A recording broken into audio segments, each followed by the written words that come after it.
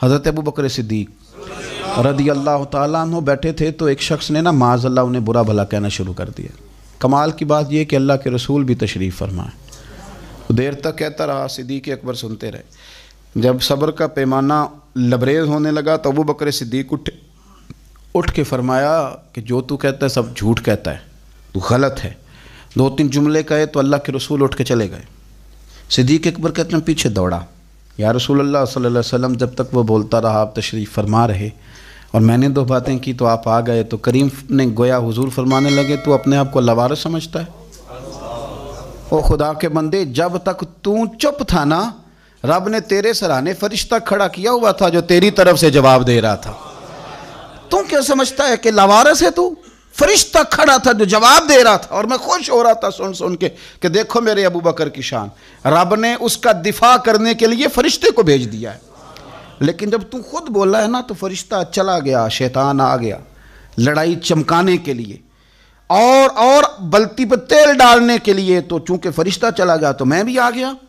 حضرت صدیق اکبر رضی اللہ تعالیٰ عنہ کہتے ہیں بس پھر اس کے بعد حالات بدل گئے، پھر معاملہ اور ہو گیا، پھر آہستہ آہستہ نا ماحول فقیری کی طرف آ گیا۔ پھر ہم نے اوکھی رمز فقیری والی کے چڑھ سولی تے بہنا، پھر ہم نہ واپس آ گئے، پھر ہم نے کہا ختم ہو گئی بات۔ ایک بندے نے برا بھلا کہا تو حضرت ابو بکر نے ایک جملہ کہا کہ وہ رو ہی پڑا۔ اس کے بعد ایک نے برا بھلا کہا تو حضرت صدیق اکبر کہنے لگے اگر تو واقعی سچا ہے نا، جو تو عیب میرے بیان کر رہا ہے وہ میرے اندر ہیں، بات پہ غور کرنا۔ آئے ہائے، کہنے لگے اگر تو واقعی سچا ہے تو پھر اللہ مجھے معاف کر دے، اور اگر تو جھوٹا ہے تو میں دعا کرتا ہوں رب تجھے معاف کر دے۔ وہ شخص کہتا ہے ابو بکر نے تو رلا ہی دیا، تڑپا ہی دیا۔ میں قریب گیا، میں نے کہا نہیں حضور میں جھوٹا ہوں، دعا کریں رب مجھے ہی معاف کر دے۔ کیا لینا ہے بدلے لے کے، چھوڑ دیں یار، ہر موقع پر لڑائی، ہر موقع پر تلخی۔ اور اب یقین کریں اب تو نا پروموٹ، اب میں خاندانوں میں، دوستوں میں، یاروں میں، رشتہ داروں میں دیکھتا ہوں کہ اب بیان جاری ہوتا ہے۔ 2 پارٹیاں لڑ رہی ہیں تو بیان جاری ہوتا ہے، اس نے یہ کہہ دیا ہے، اب وہ بیان مارکیٹ میں آ گیا، اب اس پر تبصرے ہوں گے، کوئی کہے گا کہ وہ یہ کرتا ہے، کوئی کہے گا وہ یہ کرتا ہے۔ میں دیہات میں یہ دیکھتا تھا کہ جب خامد اپنی بیوی کو مار رہا ہوتا تھا نا تو اماں چھڑانے کے لیے پتہ کیا کہتی تھی؟ اس کہتی ہے بیٹا تجھے تو پتہ ہی نہیں، تو صرف آج سنیا نا، شروع تو انج کر دی، چھڑ دے میرا پتر، انہیں نہیں ٹھیک ہونا۔ تو یہ جو آپ نے اماں نے کہا ہے نا، یہ چھڑانے کے لیے نہیں کہا، یہ تو بات بڑھانے کے لیے کہا۔ یعنی کسی نے کہہ دیا کہ میرے بھائی نے مجھے یہ کہا، تو اب دوست اس کو پتہ کیا کہہ رہے ہیں؟ دوست اس کو کہہ رہے ہیں کہ اوہو ہم تو تجھے بتاتے نہیں تھے کہ تیرا بھائی کتنا خطرناک ہے، وہ تو فلانی جگہ بھی یہ کہہ رہا تھا۔ باتیں اب آپ ایک بیان دے دیتے ہیں، اور اب تو خیر ویسے بھی آسانی ہو گئی ہے، 10 بجے کے بعد عورتیں فارغ ہو جاتی ہیں، پھر موبائل فون چلنے لگ جاتے ہیں، اور آسانی کر دی، کانفرنس کال بھی ہوتی ہے، اور آسانی ہو گئی، واٹس ایپ گروپ بھی بنتے ہیں، جو مرضی ہے کرو۔ اور اسی طرح کے کام بازاروں میں ہوتے ہیں، اسی طرح کے کام دفتروں میں ہوتے ہیں، اسی طرح کے کام ہر محکمے میں ہوتے ہیں۔ 2-4 لوگ فلانے نے یہ کیا کرتے ہیں آپ؟ یہ خوبصورت لوگوں کا یہ طریقہ نہیں ہے۔ میٹھے، رسیلے، سنجیلے، مروت والے، با اخلاق لوگ یہ کام کرتے ہیں، انہیں گھن آتی ہے، وہ لوگوں کو دور نہیں کرتے، وہ ایک دوسرے کے قریب کرتے ہیں، وہ عداوتیں نہیں پیدا کرتے، محبتوں کو فروغ دیتے ہیں۔ حضور صلی اللہ علیہ وسلم نے فرمایا میرا مومن الفت والا ہوتا ہے، الفت والا، میرا مومن ہوتا ہی پیار والا ہے، اور فرمایا اس میں کوئی خیر نہیں جو نہ پیار کرے نہ اسے کیا جائے۔ یہ مشکات کے لفظ ہیں، میرے مومن سے تو لوگ پیار کرتے ہیں اور میرا مومن لوگوں سے پیار کرتا ہے۔ محبت کو فروغ دیں۔ آپ کوشش کریں کہ آپ کے ساتھ کسی نے شر کیا تو جواب میں آپ شر۔ حضرت سیدنا طفیل بن عمر دوسی رضی اللہ تعالیٰ عنہ کہتے ہیں میں نے کلمہ پڑھا تو میرے کریم محبوب علیہ السلام فرمانے لگے جا کے نا قبیلے میں بھی دین کی دعوت دے۔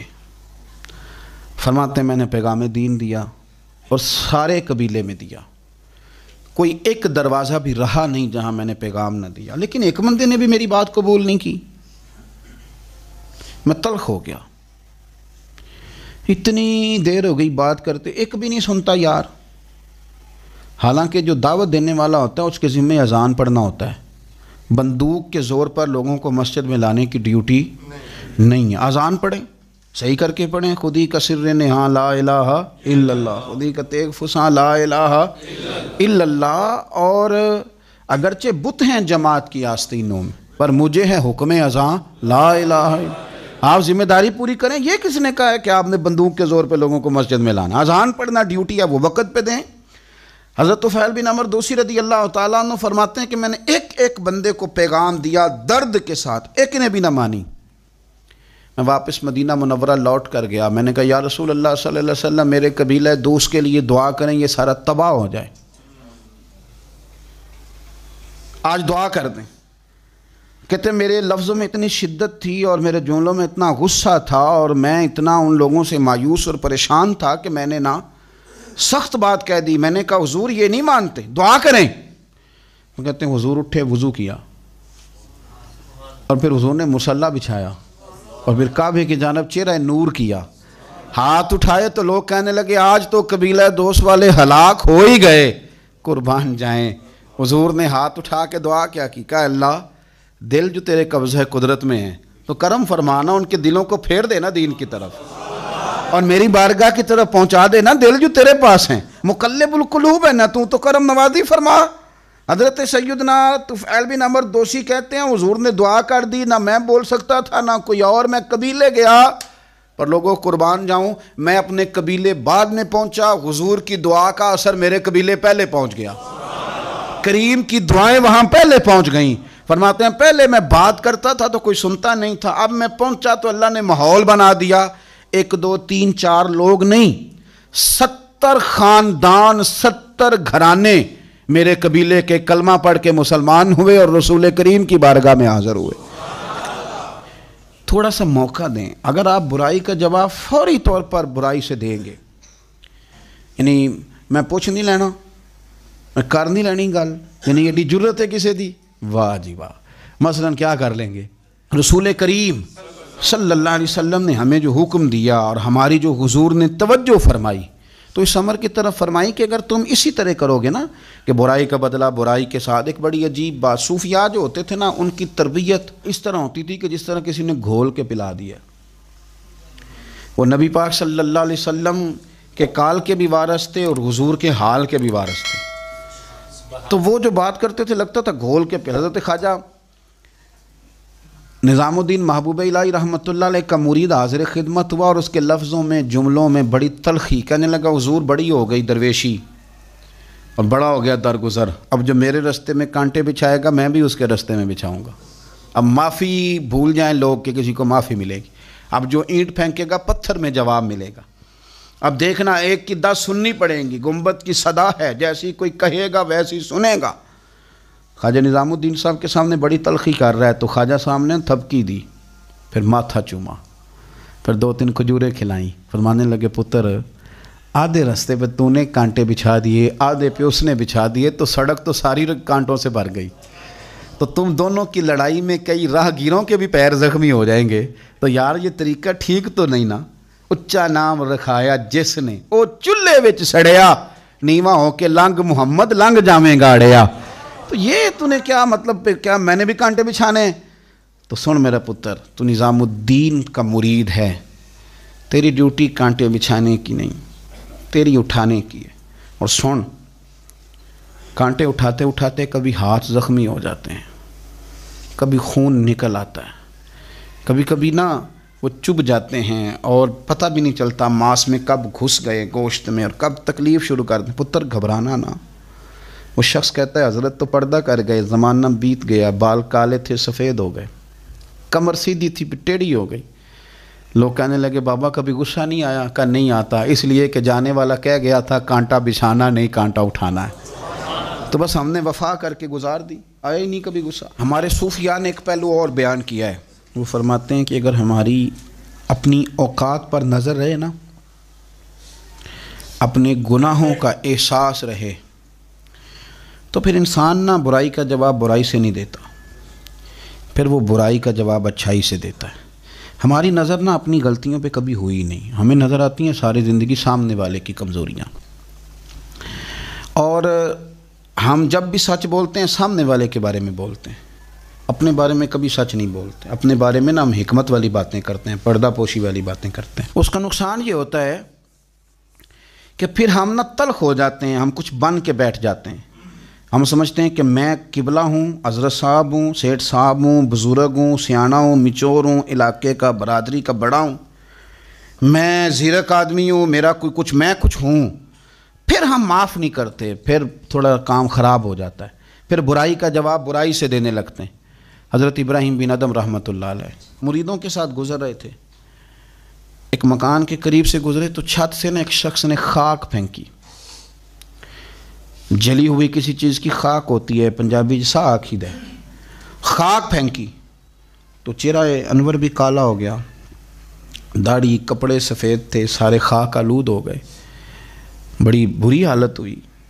تو حضرت والا سے لوگوں نے کہا، مرید دوڑے کہ حضور اس کو ماریں گے، تو شیخ نے بلا لیا، رو پڑے، میں کچھ بھی نہیں کہنا ان کو، حضور ہمارے عالم کو، درویش کو، بزرگ کو، مرشد کو یہ کہا، کچھ نہیں کہنا۔ حضرت ابراہیم بن ادم روئے، فرمانے لگے، بیٹا تمہیں نہیں پتا میں کتنا گناہگار ہوں، پتر میں تو اس قابل تھا کہ میرے اوپر آگ پھینکی جائے، آگ پھینکی جائے، جلا دیا جاؤں، تو شکر ہے کہ ابھی اس نے خاک پھینکی ہے، لہٰذا تم نہیں جانتے، بالکل میں جو انہوں نے میرے ساتھ کیا میں اس سے زیادہ کا مستحق، مہربانی کرو، انہیں کچھ نہیں کہنا، تمہیں نہیں پتا کہ میرے معاملات کیا ہیں۔ بھائی جب آپ اس جگہ آ جاتے ہیں نا کہ آپ کو کبھی کوئی اپنی بھی غلطی نظر آتی ہے، پھر تھوڑا انسان آسان ہو جاتا ہے۔ ہم جب بات کر رہے ہوتے ہیں، جب بول رہے ہوتے ہیں تو یوں ہوتا ہے کہ دنیا میں ایک ہی بندہ نیک بچا ہے، وہ میں ہوں جو بول رہا ہوں، اس سے زیادہ نہیں۔ اس طرح نہ کریں، واپس لوٹیں۔ اگر آپ زندگی میں ہمیشہ برائی کا بدلہ برائی کے ساتھ دیں گے تو معاشرہ کانٹوں سے بھر جائے گا، حالات اس طرح کے ہو جائیں گے کہ لوگ ایک دوسرے کو کاٹ کھانے کو دوڑیں گے۔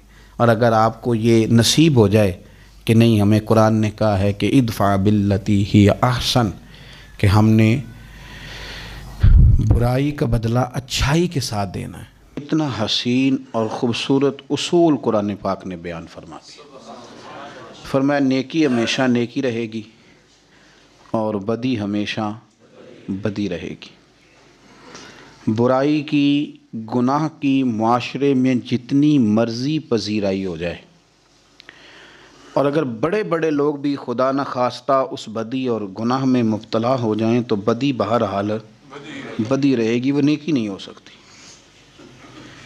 بڑے بڑے پرسنالٹیز اور بڑے بڑے لوگ بھی اگر کسی گناہ میں ابتلا کا شکار ہو جائیں تو گناہ بہرحال گناہ ہے۔ بہت بڑا آدمی ہو، بہت بڑا آدمی، بظاہر بہت بڑی شخصیت کہلاتا ہو، لیکن اگر بے پردہ عورتوں کے بیچ وہ کھڑا ہے اور ان کے ساتھ محض گفتگو ہے اور اس عمل پر وہ راضی ہے، تو وہ جتنا مرضی بڑا ہے، گناہ تو گناہ ہی رہے گا، اس نے نیکی نہیں بننا۔ بڑی شخصیت اس ابتلا میں مبتلا ہو یا برائی کی بہت زیادہ پذیرائی ہو، لوگ برائی کو بہت زیادہ اہمیت دینے لگ جائیں تو پھر بھی وہ اچھائی نہیں بنتی۔ لوگ یہ کہتے ہیں جی یہ کام سارے لوگ کر رہے ہیں، بھئی سارے کیا، ساری دنیا کرے، لیکن برائی نے برائی ہی رہنا ہے، اس نے اچھائی نہیں بننا۔ نیکی ہمیشہ نیکی رہتی ہے، وہ ہمیشہ نیکی ہے۔ کوئی بندہ اس بات کو اہمیت نہ دے کہ گلی سے روڑا اٹھانا چاہیے، نہ لوگ اس کو اہمیت دیں، نہ کوئی بڑا کام سمجھیں، لیکن میرے نبی پاک علیہ السلام نے فرمایا یہ نیکی ہے تو یہ نیکی رہے گی، نہ لوگ توجہ کریں۔ لوگ بے شک یہی سمجھیں کہ لاکھوں روپیہ لگانا ہی صدقہ ہے، لوگ یہی سمجھیں کہ جانوروں کا ذبح کرنا ہی صدقہ ہے، لیکن حضور صلی اللہ علیہ وسلم نے فرمایا مسکرا کے ملنا بھی صدقہ ہے، تو مسکرا کے ملنا بھی صدقہ ہی رہے گا۔ نہ لوگ اس پر توجہ دیں، رویوں کو تلخ رکھیں اور جیبوں کو کھلا رکھیں، تو چونکہ مسکرا کے ملنا خیر ہے تو لوگوں کے چھوٹا سمجھنے سے اس خیر نے کوئی ختم نہیں ہو جانا، خیر تو خیر ہی رہتی ہے، شر ہمیشہ شر رہتا ہے۔ تو یاد رکھیں کہ نیکی اور بدی کبھی برابر نہیں ہوتی، خیر کا کام ہمیشہ خیر کا کام رہتا ہے، برائی کا کام ہمیشہ برائی۔ اور پھر ایک اور بات بھی، برائی پر لیبل جتنا مرضی اچھا لگا لیا جائے، پیپر جتنا مرضی اچھا چڑھا لیا جائے، برائی کی وضاحت کرنے والے جتنی مرضی اچھی وضاحت کریں، لیکن اس کے باوجود بھی برائی ہمیشہ برائی رہے گی، وہ کبھی وہ نیکی نہیں بن سکتی. یہ یاد رکھ لیں، اس کو سمجھ لیں. ہمارے ہاں یہ ہوتا ہے کہ برائیوں کا دفاع کرنے والے بڑا بڑا تگڑا دفاع کرتے ہیں اور بڑا بڑا زبردست وہ اس کی وضاحت پیش کرتے ہیں اور بڑے دلائل کے ساتھ اسے مزین کرتے ہیں، برائی پر بڑا میک اپ کرتے ہیں، پر برائی نے رہنا برائی ہے، وہ اچھائی بن سکتی نہیں. اور نیکی کے کام کو جتنا مرضی دبا لیا جائے، معاذ اللہ جتنا مرضی کہہ لیا جائے کہ یہ پرانی باتیں، جتنا مرضی کہا جائے کہ یہ پرانا رواج ہے، جتنا مرضی کہا جائے کہ حالات بدل گئے ہیں، پر نیکی نے بہرحال نیکی رہنا ہے. قرآن نے اصول بیان کر دی. فرمایا وَلَا تَسْتَوِي الْحَسَنَةُ وَلَا السَّيِّئَةُ، نیکی اور بدی کبھی برابر نہیں کی جائیں گی. نیکی نیکی رہے گی، بدی بدی رہے گی. یہ سمجھ لیں اچھے طریقے سے. پھر ارشاد فرمایا اسی آیہ مقدسہ میں، فرمایا ادفع باللتی ہی احسن، اس طرح کرو کہ برائی کو جب بدلنا ہو تو اسے اچھائی کے ساتھ بدل دو. ادفع باللتی ہی احسن، برائی کو اچھائی کے ساتھ بدل دو. برائی کو برائی کے ساتھ نہ بدلنا، فائدہ تمہیں یہ ہوگا کہ فَإِذَا الَّذِي بَيْنَكَ وَبَيْنَهُ عَدَاوَةٌ، وہ آدمی جس کے اور تمہارے بیچ بہت گہری عداوت بھی ہوگی. جن لوگوں کے بیچ اور تمہارے بیچ اگر عداوت ہوگی اور تم نے ان کی برائی کو اچھائی سے بدل دیا تو ملے گا کیا؟ کأنہ ولی حمیم، وہ جس کے اور تمہارے بیچ گہری عداوت تھی نا، اب تمہاری اور اس کے درمیان گہری دوستی ہو جائے گی. ولی حمیم، وہ تمہارا گہرا دوست بن جائے گا. عداوت والوں کو دوست بنانے کا طریقہ، دشمنوں کو دوست بنانے کا طریقہ جو قرآن پاک نے بیان کیا ہے وہ یہ ہے کہ ادفع باللتی ہی احسن، اس طرح کرو کہ برائی کا بدلہ برائی سے نہ دو بلکہ برائی کا بدلہ اچھائی کے ساتھ دو، پھر تمہاری دشمنیاں دوستیوں میں بدلیں گی. ہم نے یہ کیا ہے کہ معاشرے نے ہمیں سخت کر دیا ہے. آہستہ آہستہ لوگوں کے رویوں کی صورت دیکھ دیکھ کے ہم اپنے رویوں کو تلخ کرنے لگے ہیں. تو اینٹ کا جواب پتھر سے دینا شروع کر دیا ہے، گالی کا جواب 10 گالیوں سے معاذ اللہ دینا شروع کر دی. اگرچہ کیا معاشرے نے، لیکن اس کا نقصان یہ ہوا ہے کہ دشمنیاں دشمنیوں میں بدلتی چلی جا رہی ہیں، اپنے بیگانے ہوتے چلے جا رہے ہیں، رشتے ناتے ٹوٹنے لگے ہیں، دوست بچھڑنے لگے ہیں، اپنے بڑے اپنے تھے پر وہ غیر ہونے لگے ہیں، عداوتیں بڑھ گئی ہیں. اور اگر ہمارا تھوڑا سا رویہ یہ ہوتا کہ دشمنی کا جواب دشمنی سے نہیں دینا، دشمنی کا جواب تھوڑا سا اچھے طریقے سے دینا ہے، پیار سے دینا ہے اور خوبصورتی کے ساتھ دینا ہے. حضرت عقبہ بن عامر رضی اللہ تعالیٰ عنہ ایک صحابی ہیں، وہ کہتے ہیں کہ میں نے حضور سے ایک بات پوچھی بڑی گہری کر کے، تو نبی پاک صلی اللہ تعالیٰ علیہ وسلم نے 3 جملوں میں مجھے جواب دیا. آپ فرماتے ہیں کہ اس پر عمل تو میں نے بعد میں کرنا تھا، لیکن جب میں وہ بات سن رہا تھا نا، اس جواب کو جب میرے کان سن رہے تھے تو اس وقت ہی اللہ نے میری روح کو ٹھنڈا کر دیا. اسی وقت ہی میری طبیعت پھولوں کی طرح حشاش بشاش ہو گئی، میرے وجود میں خوبصورتی دوڑنے لگی. امام سیوطی علیہ رحمہ نے اس کو لکھا ہے. حضرت سیدنا عقبہ بن عامر رضی اللہ تعالیٰ عنہ کہتے ہیں میں نے بارگاہ رسالت مآب صلی اللہ علیہ وسلم میں عرض کی، میں نے کہا حضور میں اخلاق اختیار کرنا چاہتا ہوں پر ذرا اعلیٰ قسم کے، تو مجھے آپ وہ عمل بتائیں جو افضل ترین عمل ہو، بہترین عمل بتائیں، میں عمل کرنا چاہتا ہوں. کہتے ہیں حضور نے 3 جملے ارشاد فرمائے. اللہ کے محبوب علیہ الصلوۃ والسلام فرمانے لگے سن پھر، جو تجھے محروم کرے نا اسے دیا کر، اور جو تجھ سے توڑے اس سے جوڑا کر، اور فرمایا جو تیرے اوپر ظلم کرے اسے معاف کر دیا کر، رب تیرے اخلاق کو سب سے اعلیٰ بنا دے گا. یہ افضل ترین اعمال ہیں، افضل ترین اعمال. پھر غور کریں تینوں باتوں پر. جو تجھے محروم کرے تو اسے دے، یہ نہ کہے کہ جب میں الجھ گیا تھا تو تیرا رویہ کیا تھا، نہ، جب تجھے محروم کرے تو اسے دے. اور فرمایا جو تجھ سے توڑے اس سے جوڑ. یعنی اب اس کا معنی یہ ہے کہ کچھ لوگوں کے پیچھے بھی پھرنا پڑتا ہے، تو توڑنے والے سے تھوڑا سا جوڑ، تھوڑا بازو کھول. اور فرمایا جو ظلم کرے نا تو اسے معاف کر. قربان جائیں، کبھی ان تینوں فکروں پہ تھوڑا سا نا رات کو سوچو، یوں لگتا ہے کہ ان فکروں نے نا چارپائی جو تھی نا وہ زمین پہ تھی لیکن آسمان تک پہنچا دی۔ آپ یہ حد ہے، رسول کریم صلی اللہ علیہ وسلم نے جو بات کر دی وہ ختم ہو گئے، قلم ٹوٹ گئے۔ اتنا اعلیٰ عمل ہم نا اگرچہ سامنے والے کی رویے کے جواب میں تلخ ہوئے پر ہو گئے ہیں، اگرچہ معاشرے نے سخت کر دیا ہے پر کہیں کہیں سخت ہو گئے ہیں، اگرچہ یہ کہ ہم رد عمل کے طور پر ہی ہوئے ہیں پر کچھ کمزوریاں ہماری طبیعتوں میں واقع ہو گئی ہیں۔ سبب چلیں کوئی بھی بنا ہے، بہرحال کہیں نہ کہیں طبیعت جو ہے وہ جملوں کی جگہ نہ پتھر لے ہی آئی ہے، کہیں محسوس ہوتا ہے کہ اب میٹھے نہیں رہے، تھوڑے تلخ ہو گئے ہیں، کچھ لوگوں کے بارے میں ہماری بات سخت ہو گئی، یہ درست نہیں ہے۔ حضرت سیدنا عبداللہ بن عبید کہتے ہیں کہ سب لوگوں نے حضور سے عرض کیا تھا احد کے دن، کیونکہ احد کا دن بڑا سخت دن تھا، نبی پاک صلی اللہ علیہ وسلم کا چہرہ مبارک لہو لہان تھا، حضور تکلیف میں تھے، قریبی حضور کے قریبی حضرت امیر حمزہ رضی اللہ تعالیٰ عنہ جیسی ہستیاں شہید ہو گئیں، اور جو اتنی سخت برائی کرے اور پھر انہوں نے خالی شہید نہیں کیا، یعنی برائی کرنے کی حد کر دی کہ جناب امیر حمزہ رضی اللہ تعالیٰ عنہ کی آنکھیں نکال دیں، ہونٹ مبارک کاٹ دیے، ان کے وجود کو ٹکڑے ٹکڑے کر دیا معاذ اللہ، تکلیف میں حضور کو مبتلا کیا۔ اس ماحول میں اللہ کرے آپ اس درد کو سمجھیں، یہاں بھی کیا دعائیں یاد رہتی ہیں؟ یہاں بھی اب اس موقع پر آ کے بھی آپ نے نیکی کرنی ہے؟ کہتے جب ہم نے تڑپ کے کہا نا حضور آج کاری دیں دعا یہ تباہ ہو جائیں، آج کریں آپ دعا، تو کریم رسول صلی اللہ تعالیٰ علیہ وسلم کو جب سبھی لوگ کہہ رہے تھے تو حضور نے کیا جواب دیا؟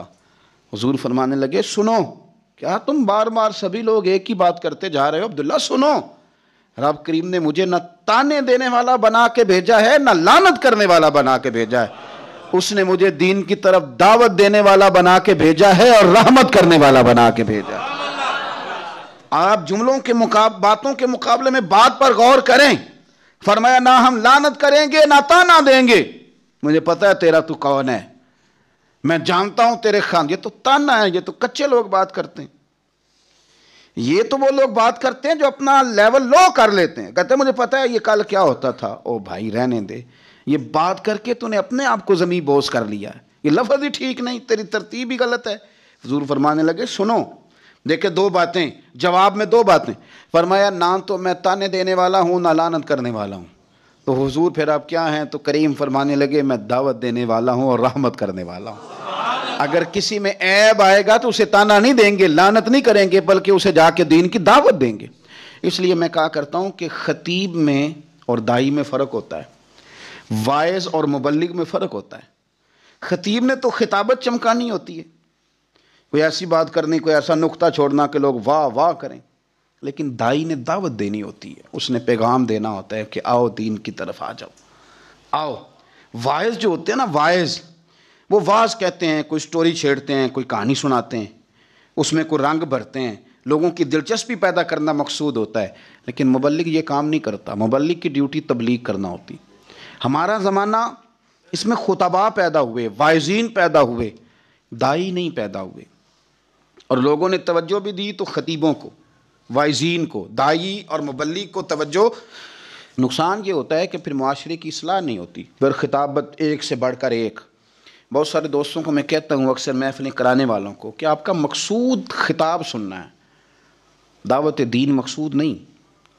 اس لیے آپ نے پہلے ایک خطیب کو سنا تھا، پھر اس سے پہلے ایک کو سنا تھا، پھر آپ نے ذہن بنایا کہ اب فلانے کو بھی سننا ہے، اب فلانے کو بھی بلا کے سننا ہے۔ تو یہ مقصود مطلب ذائقہ ہے، یہ مقصود یہ ہے کہ کوئی مطلب ایک شخص ایسا ہو کہ بڑھ کے ہو ایک سے دوسرا، لیکن آپ کا مقصود اگر دعوت دین ہو تو پھر تو دو جملے ہی کافی ہیں، ایک بندہ ہی کافی ہے۔ جس نے سیکھنا تھا تو وہ تو کہہ گئے تھے علموں بس کریوں یار، ایک کوئی حرف تینوں درکار، وہ تو کہہ گئے تھے کہ بس ٹھیک ہے دو جملے سیکھ لیے تو سیکھ لیے۔ تو میرے عزیز آپ کبھی بھی کسی شخص کی برائی کا بدلہ برائی کے ساتھ نہ دیں، ورنہ آپ کو محسوس ہوگا کہ میرا دل سخت ہو گیا ہے، میں کوڑن میں آ گیا ہوں۔ آپ ہر وقت نہ پھر لوگوں کے عیب بیان، لوگ اس طرح کے ہیں، لوگ اس طرح کے ہیں، فلانا یہ کہتا ہے، دیکھو آج اس فلانے نے یہ کہہ دیا، پھر آپ کی طبیعت لوگوں کے ہر وقت عیب ڈھونڈے گی، بیان کرے گی۔ اور اگر آپ برائی کا بدلہ اچھائی سے دینے لگ گئے، ذہن بن گیا، حضور 2-4 جملوں میں ساری بات سمجھا جاتے ہیں۔ ایک حدیث پاک اگر ہماری سمجھ میں آ جائے، ایک روایت، نبی پاک صلی اللہ تعالیٰ علیہ وسلم نے فرمایا خوبصورت مسلمان وہ ہے جو بے مقصد باتوں کو چھوڑ دے۔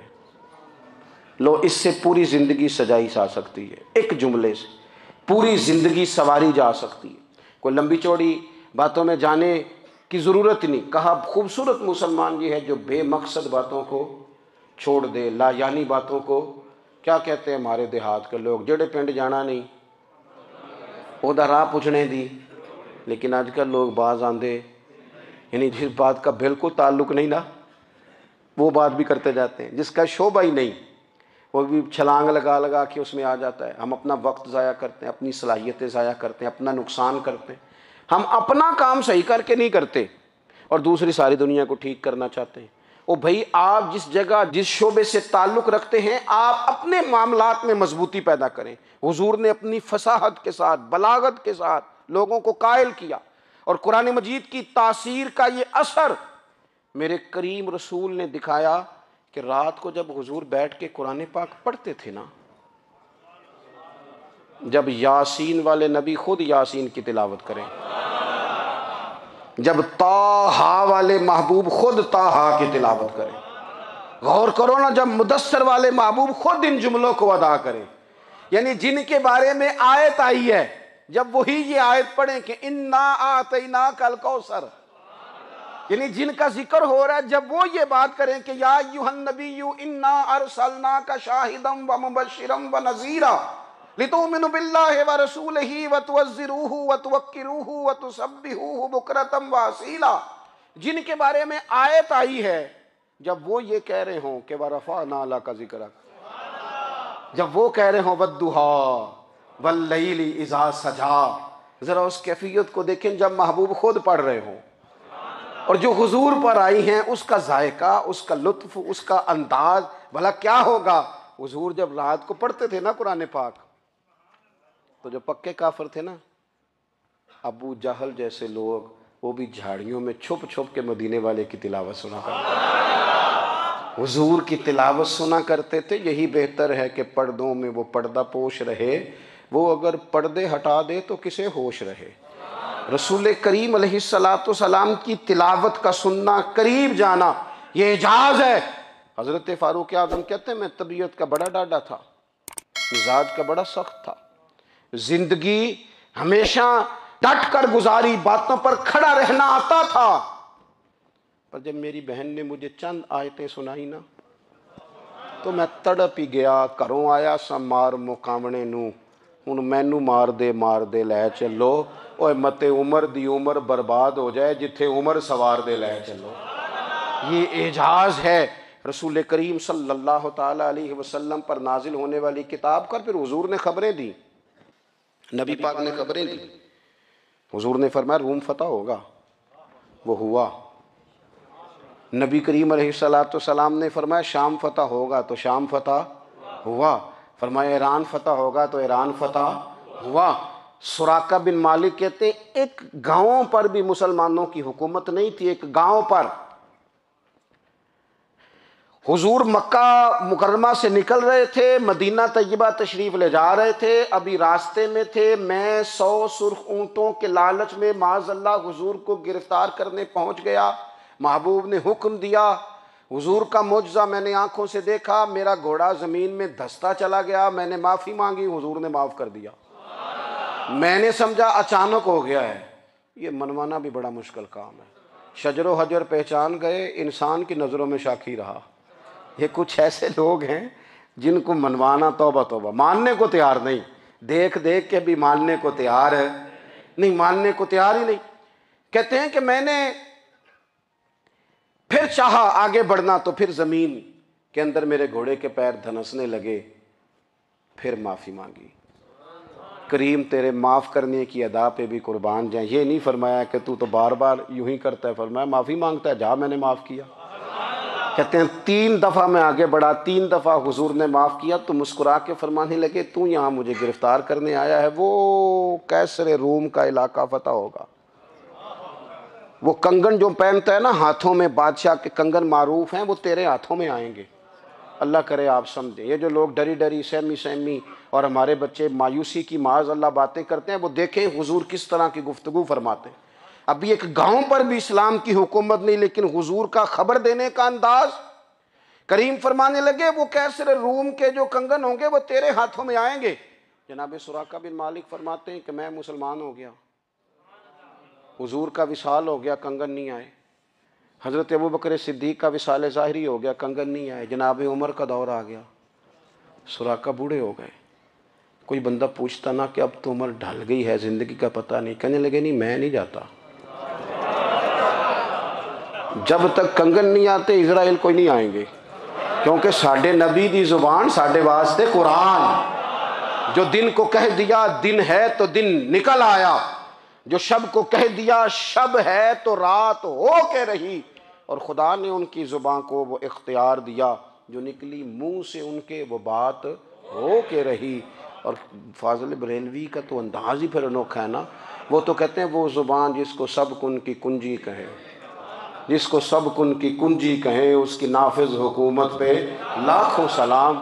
کہنے لگے نہیں آتے حضرت اسرائیل، فکر نہ کرو، بوڑھے ہو گئے تھے، نکلنا گھر سے بند کر دیا تھا، حضرت عمر کا دور تھا، کنگن آ گئے۔ حضرت فاروق اعظم نے ان کے پوتوں سے، نواسوں سے، بچوں سے کہا جاؤ بلا کے لاؤ، کہا دادا جان بوڑھے ہیں، فرمایا تم کان میں کہہ دینا کنگن آ گئے، پھر تم دیکھنا تو صحیح۔ پھر حضرت سراقہ آئے، حضور نے جو خبریں دیں، نبی پاک علیہ الصلوۃ والسلام نے جو گزشتہ قوموں کے احوال بیان کیے، اور پھر میرے نبی پاک علیہ الصلوۃ والسلام نا دنیا میں عزتیں دینے آئے، عزتیں۔ یہ مزاج ہمیں کم کرنا چاہیے، یہ جو ہم ساری زندگی اس کام میں لگا دیتے نا کسی کو نیچا کیسے دکھانا ہے، یہ انداز حضور نے نہیں ہمیں دیا۔ آپ دیکھو حضور تشریف لائے تو ہمیں پتہ چلا کہ حضرت یوسف جیسا سونا کوئی نہیں، حضور تشریف لائے تو ہمیں پتہ چلا کہ حضرت داؤد جیسی خوبصورت آواز کسی کی نہیں، حضور تشریف لائے تو ہمیں پتہ چلا کہ جناب عیسیٰ علیہ السلام کا فقر اختیاری کس طرح کا تھا، محبوب تشریف لائے تو ہمیں پتہ چلا کہ حضرت موسیٰ کا جلال کس طرح کا تھا۔ یہ تو حضور آئے تو نبی پاک علیہ السلام نے اس کی بھی عظمت بیان کی، اس کی بھی شان بیان کی، حضور نے بتایا کہ ابوبکر صدیق کی شان کیا ہے، فاروق اعظم کا مرتبہ کیا ہے، عثمان غنی کی حیا کیا ہے، مولا علی کی شجاعت کیا ہے، اہل بیت نبوت کی عظمت کیا ہے۔ حضور آئے عزتیں دینے، ماں کو عزت دی مدینے والے رسول نے، کہا جس کا باپ راضی ہو گیا اس کا رب راضی ہو گیا، فرمایا جو 2 بیٹیاں 3 بیٹیاں 4 بیٹی بہنیں یا ایک بیٹی یا بہن بیاہ کے آ گیا نا، اس طرح میری 2 انگلیاں جڑی ہوئی ہیں، میرے ساتھ جڑ کے جنت میں جائے گا۔ رسول کریم صلی اللہ تعالی وسلم نے عزت دی، عزت دی۔ حضور عزتیں دینے، کوئی اعزاز نہیں، ان پڑھ بندہ ہے، سادہ ہے، غریب ہے، مزدوری کرتا ہے، ہاتھوں پہ چھالے، یا رسول اللہ اس کا بھی کوئی اعزاز ہے؟ قربان جائیں، میرے کریم نے عزت دی، فرمایا محنت کر کے روزی کمانے والا تو اللہ کا دوست ہے، یہ اینٹیں اٹھانے والا، یہ مشقتیں کرنے والا، یہ صبح دیہڑی پہ جانے والا، یہ بیچارہ جو اچار سے روٹی کھاتا ہے، تو نے ہر شخص کی قسمت میں یہ عزت لکھی، اور آخری خطبے کی صورت میں وصیت لکھی۔ رسول کریم نے ہر بندے کو اعزاز دیا، عظمتیں دی، حضور عزتیں دینے آئے، نبی پاک علیہ السلام نے اعزازات دیے، حضور نے نوازا، یہ ساری چیزیں میرے رسول پاک کی تشریف۔ اور پھر یہ جو حضور کے صحابہ اور اہل بیت ہیں نا، یہ بھی میرے نبی پاک کی نبوت کی دلیل ہے، اتنی جلدی انقلاب آیا نہیں کرتے، وہ کل تک جو رہزن تھے حضور نے راہبر بنا دیے، وہ لوگ جو کل تک ایک دوسرے کے گلے کاٹ کے کھاتے تھے، ایک دوسرے کو مارتے تھے، تکلیف پہنچاتے تھے، برادری ازم پہ لڑتے تھے، حضور نے بھائی بھائی بنا دیے، ایک پلیٹ میں کھانا کھانے لگے، سیدنا بلال حبشی، صہیب رومی، سلمان فارسی، حضور نے یوں کر کے ملا دیا۔ نبی کریم علیہ السلام نے تقسیمیں ختم کر دی دنیا میں، حضور کے صحابہ نے اپنا کردار اس طرح کا دکھایا، اتنا بلند کیا، اور صحابہ کرام علیہم رضوان اس کو دیکھ کر اتنی بلندیوں پہ گئے کہ گواہیاں اللہ کا قرآن دیتا ہے، فرمایا محمد الرسول اللہ والذین معہ اشداء علی الکفار رحماء بینہم تراہم رکعا سجدا یبتغون فضلا من اللہ ورضوانا۔ فرمایا یہ جو میرے محبوب کے ساتھ والے ہیں کافروں پر سخت ہیں، آپس میں نرم دل ہیں، تم جب بھی انہیں دیکھو گے سجدے کرتے دیکھو گے، رکوع کرتے دیکھو گے، تم انہیں دیکھو گے اللہ کی رضا کے متلاشی ہیں۔ انہیں ساری مادہ پرستی سے نکال کر محبوب نے رب کی رضا کے رستے پہ ڈال دیا۔ میرے نبی کریم سید عالم صلی اللہ تعالیٰ علیہ وسلم کی نبوت کے دلائل کے طور پر یہ ساری چیزیں آئیں۔ بس میں بات سمیٹنے لگا ہوں۔ حضور کا جو اخلاق ہے نا، وہ بھی نبی کریم علیہ السلام کی نبوت کی بہت بڑی دلیل ہے۔ وَإِنَّكَ لَعَلَىٰ خُلُقٍ عَظِيمٍ۔ محبوب ہم نے آپ کو نا خلق عظیم کا مالک بنایا ہے۔ کچھ لوگ سمجھتے ہیں صرف آپ کا بولنے کا انداز ٹھیک ہو تو آپ با اخلاق ہیں۔ نہیں بھائی، بولنے کا انداز ٹھیک ہونا با اخلاق نہیں، سچ بولنا اخلاق کی علامت ہے۔ آپ کا حق بات کرنا اخلاق ہے، آپ کا صحیح گواہی دینا اخلاق ہے، آپ کا اللہ تعالیٰ کی طرف سے آزمائش آنے پر صبر کا مظاہرہ کرنا اونچا اخلاق ہے۔ رب نعمت دے تو آپ کا وجود ڈھلتا جائے شکر میں، یہ اخلاق ہے۔ رب کریم اگر آپ کو کسی وقت کسی آزمائش میں اپنی حکمت سے ڈالتا ہے تو عزت نفس کو برقرار رکھنا، خودداری کو برقرار رکھنا، یہ اخلاق۔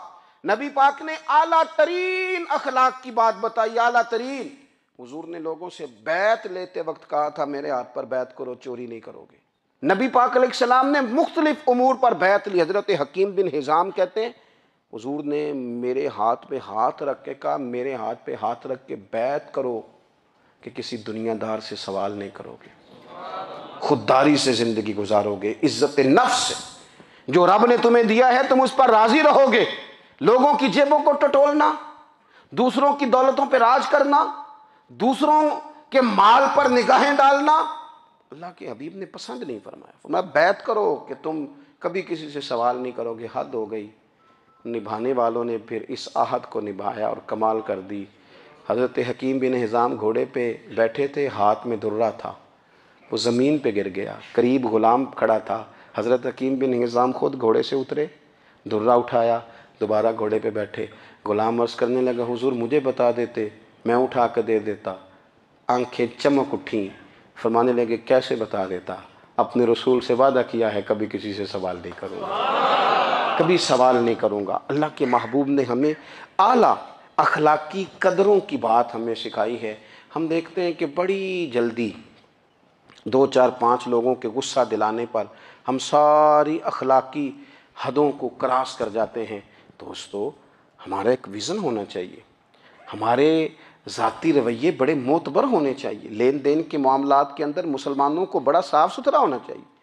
ہمیں اپنی معاشی زندگی میں روزمرہ کے معاملات میں ہماری توجہات کا مرکز صرف اللہ رسول کی ذات ہونی چاہیے۔ رب کریم نے اپنی حکمت سے کسی کو کتنا دیا ہے یہ اس کی حکمت کے تقاضے ہیں۔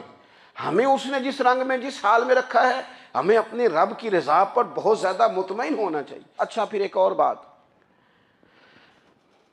جن چیزوں کو ہم نے دکھ بنایا ہے نا یہ تو وہاں دکھ تھا ہی نہیں۔ مہینہ مہینہ چولہا نہیں جلا، لیکن کسی جگہ اظہار غربت ہے حضور کی اولاد پاک کا یا صحاب کا یا ازواج کا۔ مہینہ مہینہ چولہا نہیں جلا، لیکن یہ اخلاق عالیہ کا حسن دیکھو، اپنے گھر مہینہ مہینہ چولہا نہیں جلا، جو مانگنے آیا اسے جھولی بھر کے عطا فرمایا، کوئی دروازے سے خالی نہیں گیا۔